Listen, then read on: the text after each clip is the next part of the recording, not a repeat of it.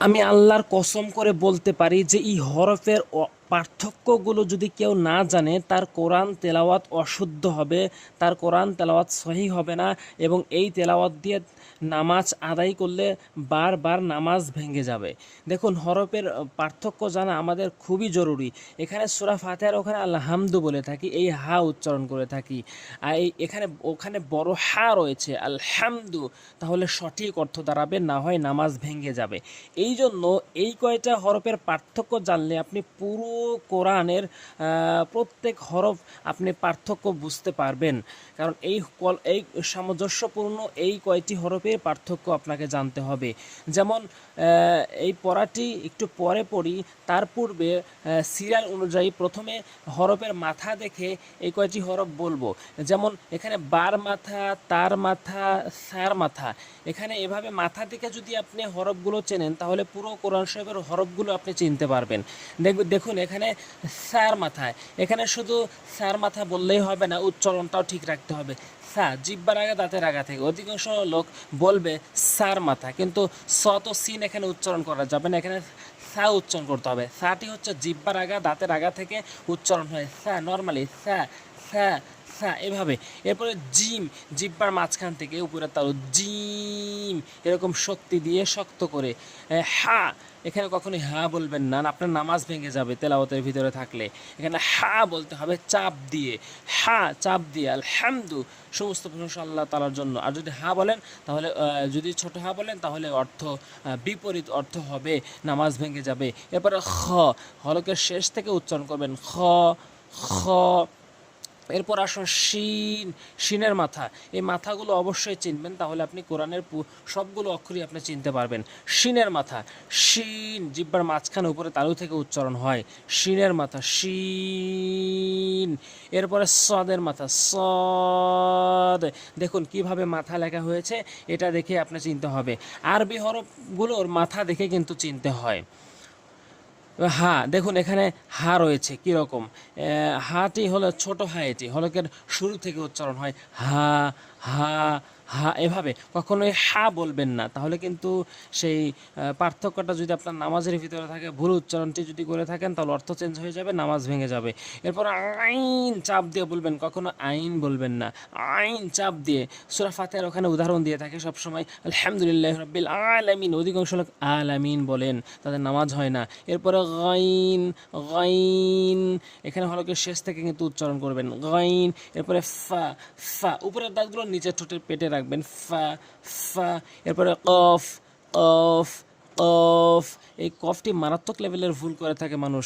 একটি কফ, জিব্বার গোড়া উপরে তালু থেকে ধাক্কা দিয়ে কিন্তু কফ কফ কফ। এরপরে কাফ, জিব্বার গোড়া হতে একটু আগে বাড়াইয়াই কাফটি উচ্চারণ হয় উপরে তালুর সঙ্গে, কাফ ক্যাফ। আমি যেভাবে উচ্চারণ করছি এভাবেই আপনি মুখস্থ করে নেবেন, বারবার প্র্যাকটিস করবেন। নুন, এখানে নুন অবশ্যই টেনে পড়বেন এবং মুখটি গোলাকার করবেন, নুন। এখানে ইয়া, জিব্বার মাঝখান উপরে তালুর সঙ্গে ইয়া, লাম, দদ।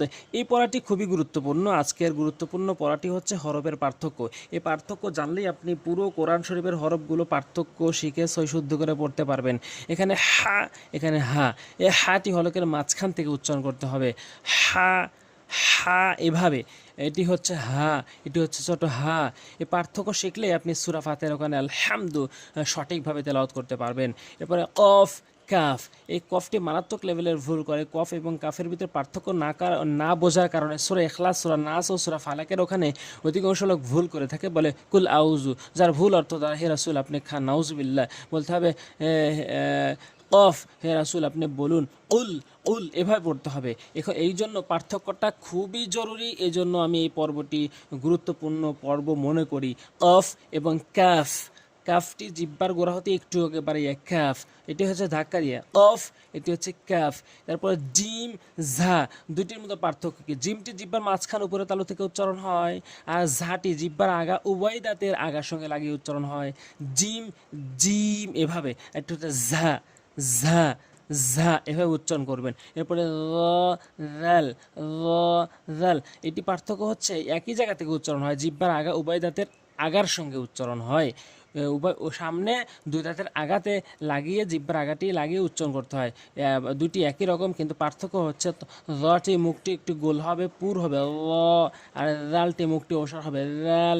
অধিকাংশ লোক জ বলে, জ এবং জাল বলে, এভাবে বলবেন না কখনোই, র রাল, যে নিয়ম অনুসারে উচ্চারণ করবেন।